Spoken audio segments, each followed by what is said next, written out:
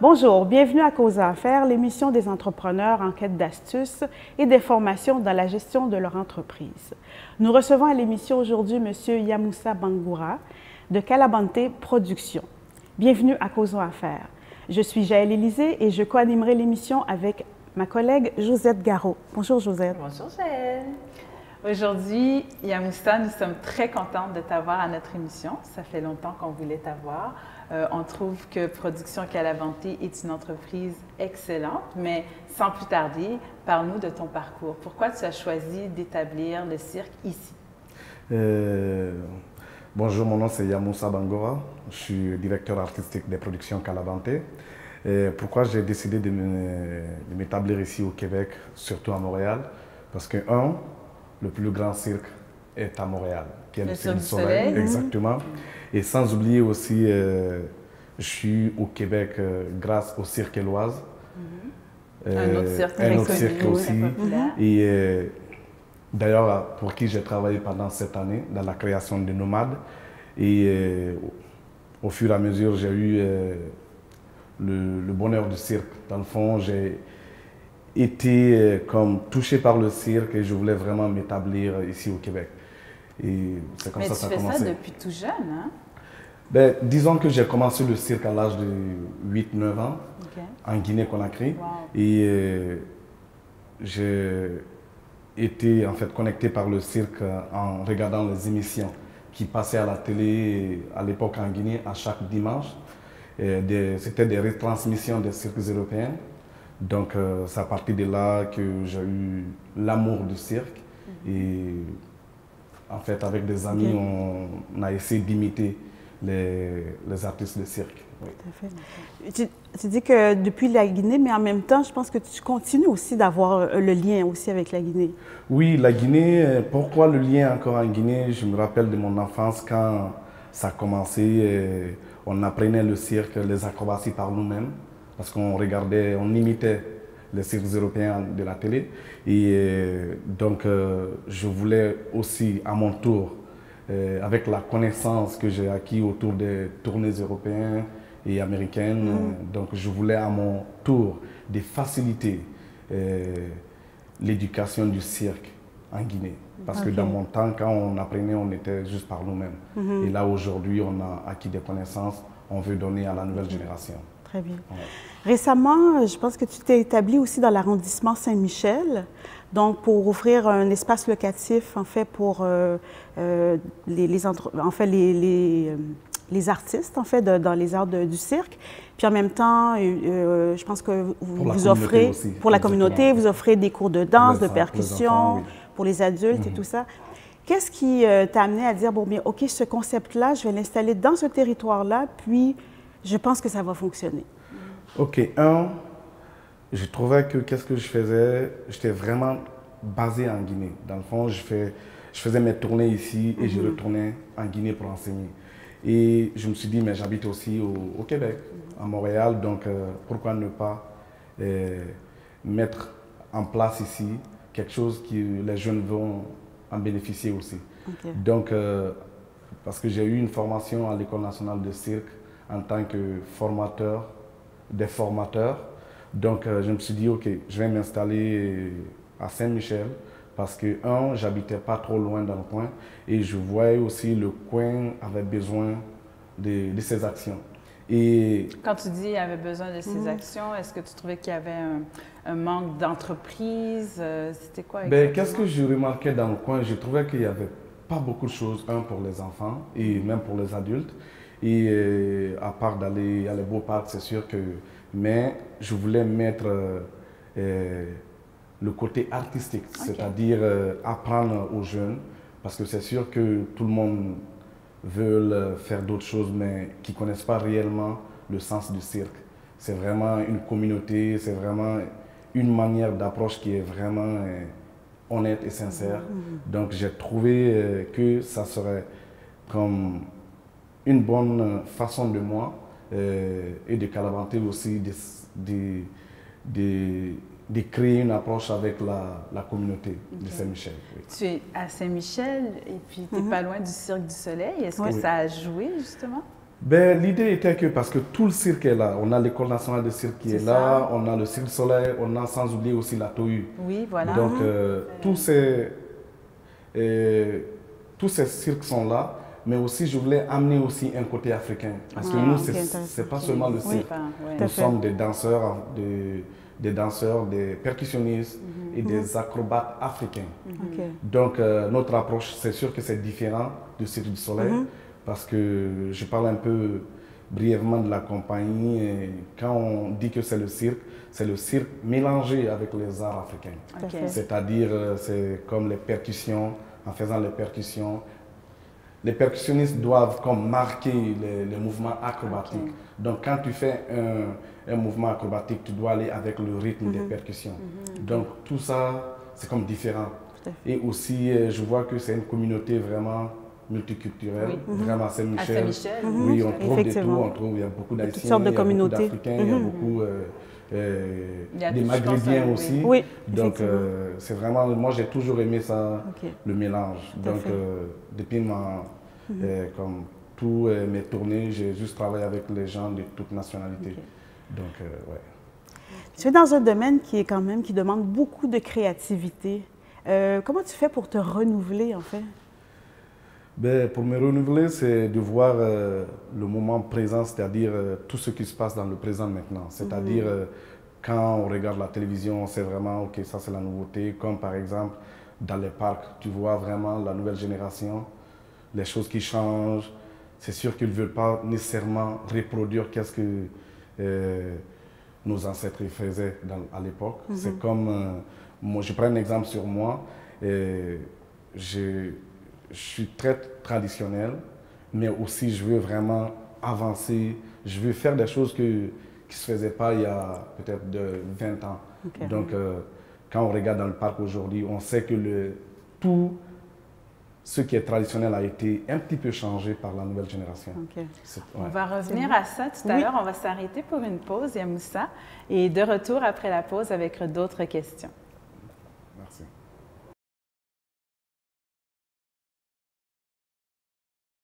Nous sommes de retour avec M. Yamoussa Bangoura de Calavanté Productions. Monsieur Bangoura, j'aimerais revenir sur votre école en Guinée. Vous mentionnez souvent que vous faites un pont entre le Canada et la Guinée. Pourquoi avoir fait une école en Guinée? Pourquoi l'école en Guinée? Comme j'expliquais tantôt, durant mon enfance, comment j'ai appris le cirque était très difficile, c'est-à-dire j'ai pas eu de professeurs et j'ai pas eu les outils pour me permettre à me perfectionner et à me professionnaliser. Donc aujourd'hui j'ai cette notion et j'ai cette connaissance, donc je voulais donner aux jeunes de mon village, mais d'une façon sécuritaire, c'est-à-dire avec des professeurs et des bonnes connaissances. Est-ce que vous amenez des professeurs issus d'ici? Oui, on amène des professeurs et nous-mêmes, parce que déjà on est rendu à une vingtaine d'acrobates qui ont travaillé partout dans le monde, qui à chaque congé, qui rentrent en Guinée pour enseigner à la nouvelle génération. Et vous enseignez tous les arts du cirque? Oui, on enseigne tous les arts du cirque et aussi même l'art africain. C'est-à-dire, on enseigne du cirque sans oublier la tradition de la Guinée, qui est très très forte. C'est bien ça. C'est original. Tout à fait. Avant la pause, on avait parlé aussi des différents acteurs, entre autres le Cirque du Soleil, la TOU et tout. Et en même temps, au niveau de ton entreprise, il y a l'aspect qui vous différencie, c'est tout le côté justement africain que vous amenez. Est-ce qu'il y a une possibilité de collaboration? Est-ce que vous le faites déjà ou est-ce qu'il y a une possibilité de collaboration avec ces acteurs-là? Oui, comme présentement, on travaille avec, comment ça s'appelle, Tripsonic, qui est un groupe d'Haïtiens et Québécois. Donc, ça va être notre première collaboration ici à Saint-Michel. Mais sinon, on a collaboré beaucoup avec la troupe Inuit du Grand Nord. Et déjà, on a même fait un film, un documentaire qui s'appelle Circus Without Borders. Donc, ça parle de la vie des Inuits, la vie des Africains et aussi le mélange des deux. Et j'ai un ami qui est fondateur qui s'appelle Guillaume Saladin, avec qui j'ai tourné pendant 6 ans de temps. Et le film, ça relate tout ce qui est similaire, c'est-à-dire les mêmes traditions et aussi la différence du climat. Oui. Okay. J'aime beaucoup cet aspect-là parce qu'on parle énormément de vivre ensemble en ce moment au Québec.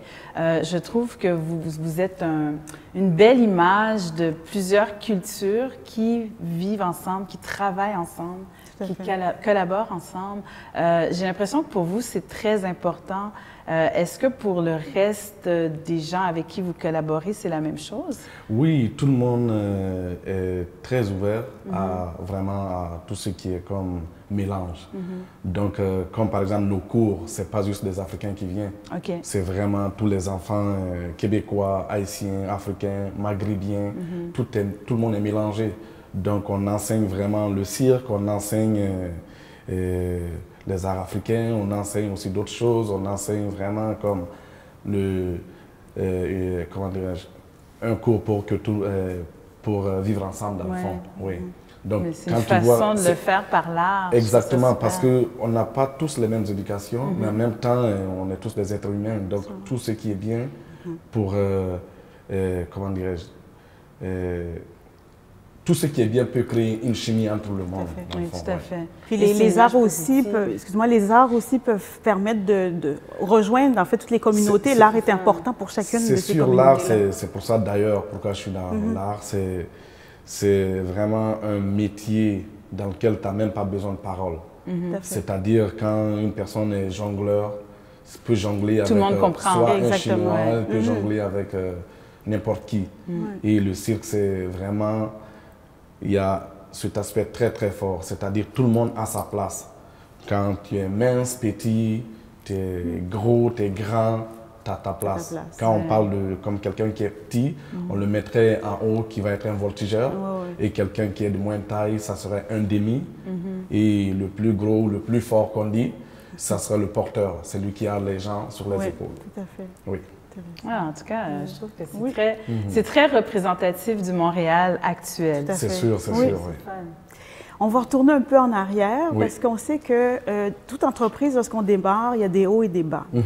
De ton côté, quels sont les obstacles dont tu as dû faire face lorsque tu as démarré ton entreprise? Déjà, en commençant par ça, c'était trouver du personnel. Parce que quand je venais, après tous les tournées, vraiment avec des milliers de personnes qui t'applaudissent tous les soirs, et décider un jour d'arrêter tout ça et vraiment de faire face à ta communauté. Et c'était vraiment un grand choix pour moi parce que j'étais dans les grands spectacles partout dans le monde.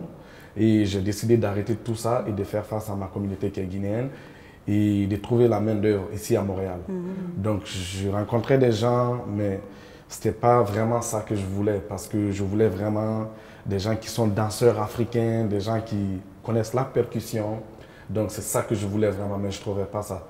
Donc, j'étais obligé de retourner en Guinée, des élèves qui étaient déjà formés et les faire venir ici. Et ça, c'était un obstacle pour moi, mais aussi, c'était pour la place, de trouver une place avec une hauteur comme de plus de 22 pieds et plus. Et pouvoir faire le bruit aussi, comme on dit au Québec ici, le bruit, qui sont les percussionnistes, les percussions. Ça a été vraiment très, très difficile de trouver une place qui accepte les percussions et qui ont la hauteur. Donc, que ce soit bien insonorisé. Oui, tout, vraiment. D'ailleurs, j'allais remercier beaucoup le Cirque Éloise parce que ils m'ont aidé énormément. J'étais dans leur studio, je ne payais rien. C'était vraiment comme une façon de garder encore une amitié avec Calabanté et le Cirque Éloise. Donc, depuis maintenant, 3 mois maintenant, on a notre salle à Saint-Michel. J'y suis allée en passant. Je te félicite. C'est un bel espace. Je trouve que c'est inspirant. Aussi, tu es dans le bon quartier, le quartier Saint-Michel, comme tu as dit. On va terminer avec une dernière question. Qu'est-ce qui explique ton succès selon toi?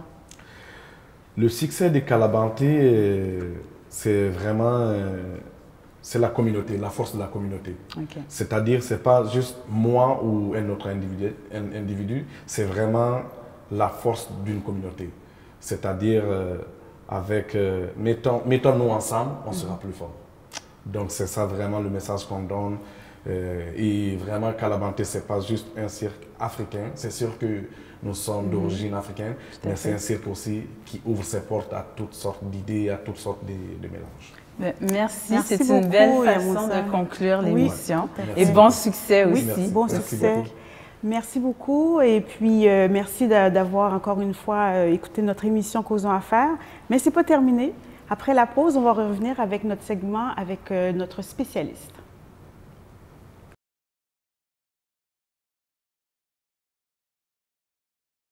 Nous sommes de retour à l'émission Causons Affaires avec notre spécialiste invité aujourd'hui, Manon Paquette, qui se spécialise en étiquette et savoir-vivre en affaires. Bonjour Manon. Bonjour. Bonjour Manon. Bonjour, mesdames. On est très contente que tu sois à notre émission. Ça fait longtemps qu'on voulait t'avoir. On trouve qu'en affaires, c'est important de savoir se présenter et tu es une spécialiste dans le domaine. Tu es une spécialiste, comme j'allais la mentionner, en étiquette. Tu donnes des conférences, des formations. Peux-tu nous dire pourquoi c'est important l'étiquette en affaires? Oui, oui, tout à fait. Tout d'abord, c'est un sujet que j'adore parler parce que justement, faire bonne impression, c'est tellement important. C'est vraiment refléter l'image professionnelle dont on veut refléter. Alors, c'est vraiment de mettre un tout sur l'entrepreneur. Donc, c'est un bon guide d'avoir un plan d'affaires quand on est entrepreneur, mais d'avoir un bon plan d'entrepreneur à lui-même, c'est encore plus magistral. Donc, ça englobe le savoir-faire, le savoir-être. Donc, dans tout ça, ce qu'on a, c'est de bien savoir comment se positionner, à quel moment se positionner. Donc, c'est vraiment de savoir comment se comporter et comment se démarquer aussi lors de nos rencontres en social et aussi quand on est invité à échanger avec des gens peut-être un petit peu plus influents. Donc, c'est vraiment la façon d'être en soi pour créer vraiment un impact là, par son image professionnelle. Donc, c'est ce que c'est l'étiquette en affaires. Intéressant. Tu mentionnes aussi souvent, Manon, que les règles de bonne manière, c'est important. Oui. Puis, on a l'impression qu'aujourd'hui, ça s'est comme perdu. Donc, est-ce que tu peux nous rappeler ces règles-là, puis surtout nous dire pourquoi c'est important en affaires? Tout à fait, avec grand plaisir. On pense que c'est perdu, mais en fait, c'est simplement peut-être parce que ça a changé un petit peu de vocation dans la façon de l'apprêter. À l'époque, on disait les bonnes manières, la bienséance, l'étiquette. C'était comme un terme qui était plus pour la haute société. Oui. Maintenant, c'est pas vrai. Alors, à cette heure, maintenant qu'on sait que c'est du savoir-être, du savoir-faire, c'est simplement de mettre les bonnes choses à la bonne place. Alors, pourquoi c'est important lorsqu'on veut se positionner avec un client et qu'on veut donner une bonne impression? Pensez-vous que c'est pas important de savoir comment offrir une poignée de main? Comment se démarquer de la compétition? La compétition, elle est féroce. Tout à fait. Prochainement, on dit d'ici 2020, 50 des travailleurs seront soit entrepreneurs ou consultants. OK. Alors, le restant, c'est un autre 50 mais c'est pas rien, 50 Ce qui veut dire qu'on a tout intérêt à se mettre des outils dans les poches. Donc, ces outils de communication-là sont vraiment importants et magistrales, à savoir comment rehausser son image de marque, attirer ses clients, attirer la confiance, offrir une poignée de main, regarder dans les yeux, créer un contact avec son client. C'est de l'étiquette en affaires. Assurer ses communications au niveau des courriels, tant à l'écrit, tant à l'oral, avoir un bon verbe. C'est important d'avoir une façon de se présenter qui va faire en sorte que même le client avec lequel on va discuter, il nous regarde, on discute ensemble, de par qui on est, il a décidé déjà de faire affaire avec nous. Alors ça, c'est de l'étiquette en affaires. C'est de maîtriser vraiment. C'est ça, ça comporte beaucoup de choses. Tu as mentionné bien se positionner, son image. Oui. Pourquoi son image, c'est à ce point-là important? On est à l'ère, bien sûr, des médias sociaux. Oui. On doit tous avoir notre propre branding, je peux dire. Comment tu vois ça au niveau de l'étiquette et de l'image? Pourquoi c'est important? Au niveau de l'image de marque, je crois que c'est vraiment la façon d'arriver à se démarquer de la concurrence. Alors ça, on parle toujours d'une bonne première impression, puis on a peu de temps pour le faire. Sachant même qu'il y a des statistiques qui ont été révélées par Harvard Business et qui nous disent qu'à 90 on parle de la personne qu'on voit, qu'on regarde, alors que seulement 9 est sur le contenu verbal de ce qu'on dit.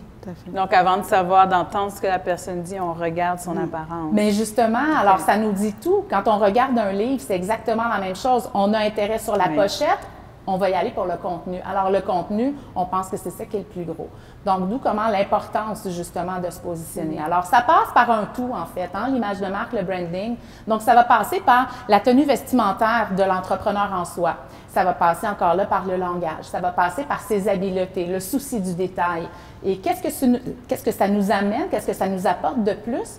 Mais bref, quand on est entrepreneur, ça nous amène à dépasser la concurrence, à la surpasser, même encore plus, à aller chercher des clients qu'on pensait jamais qu'on allait être capable de se positionner avec ce genre de clientèle-là. Sinon, si à l'inverse, on est à l'intrapreneur, qu'on est des entrepreneurs, à l'intérieur d'une entreprise, ça veut dire qu'on est de bons ambassadeurs, qu'on devient les meilleurs. Ça veut dire qu'on a la chance de peut-être postuler et d'accepter des postes qui sont supérieurs. Donc, l'avancement dans nos entreprises, de collaborer avec des partenaires un peu plus influents dans différents événements, soit sociaux ou par le travail. Peut-être que ça peut nous amener aussi à avoir la consultation puis à représenter à l'étranger aussi. Pourquoi? Par qui on est, par comment on est capable de s'adapter dans plusieurs situations de par nos habiletés. Puis j'imagine que ça augmente notre confiance en nous aussi.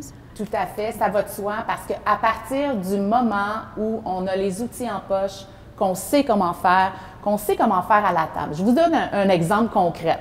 On arrive dans une situation lors d'un banquet, soirée de réseautage, on est installé sur des tables rondes où il y a 8 personnes.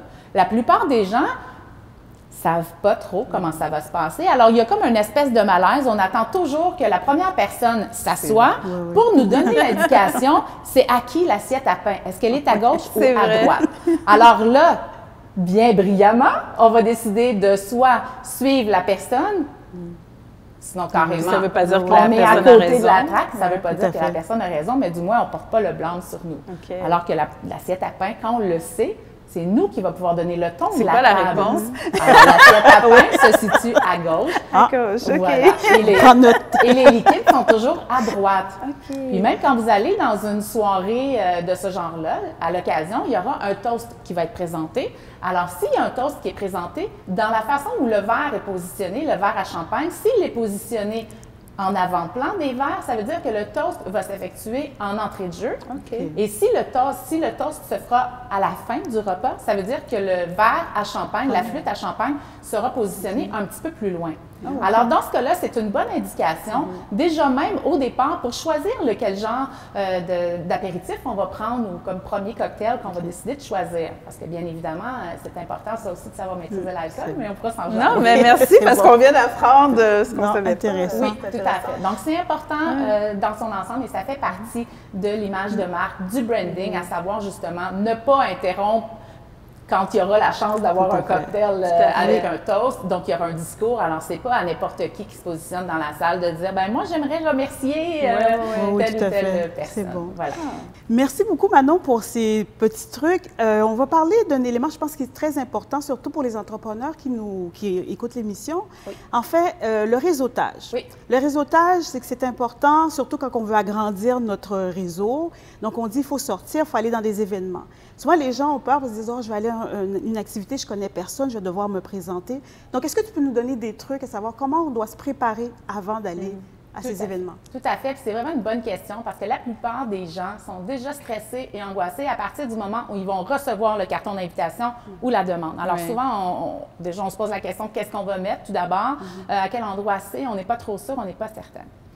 J'ai eu une mentor à l'époque qui m'avait laissé une phrase en souvenir et j'aime bien l'utiliser souvent. Donc, toute bonne préparation évite les réparations. Oh, c'est bon. Alors, de se préparer, ça évite les réparations. Donc, à prime abord, c'est déjà un bon point d'avantage de se mettre déjà dans une position gagnante. Alors, de se dire, la première chose à faire, c'est de se mettre une pensée positive en tête. Donc, se dire que, oui, c'est intéressant, je suis choyée, d'imaginer comme si c'est nous la star et d'arriver sur ce magnifique plateau, bon tapis rouge qui va être donc, on a une tout bien organisé. Exactement. Donc, nous sommes l'invité déjà. Alors, à partir du moment où on sait que c'est pas une corvée, que nous sommes invités, alors à partir de ce moment-là, je trouve que ça donne déjà un bon impact à ce niveau-là. Par la suite de ça, dans la préparation, c'est important de se vêtir dans des vêtements qui sont confortables. Alors, c'est pas le temps, c'est pas la soirée pour essayer la chaussure talon haut, qu'on n'est pas certaine de notre démarche, parce que la posture, on sait que ça passe par l'image aussi, et c'est ce qui nous donne aussi cette assurance-là et cette confiance-là. Alors, on y va pour une chaussure qui est confortable, pour un vêtement qui n'est pas trop flashy, mais qui va nous faire sentir bien.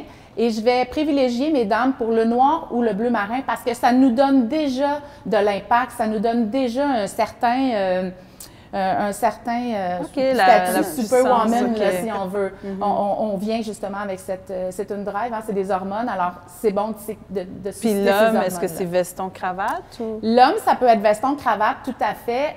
On va privilégier aussi le gris, le bleu marin, souvent pour les garçons lors de rencontres en social. Le noir, on va garder ça pour le plus formel, donc les balles et tout ça, quoique c'est le bienvenu aussi là, si on est habillé en noir, mais en se posant la question d'emblée, c'est comme ça. Alors, la tenue vestimentaire, elle est magistrale.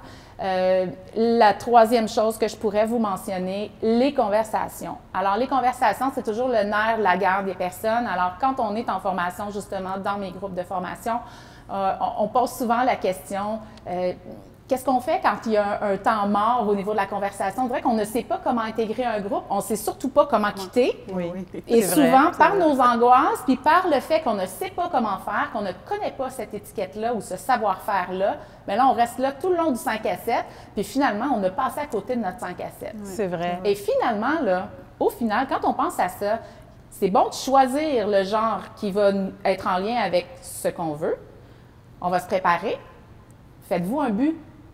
Alors, en vous préparant, dites-vous, aujourd'hui, je vais réseauter pour quelle raison? Qu'est-ce que je veux chercher? Ou bien je vais avoir un numéro de téléphone ou un contact.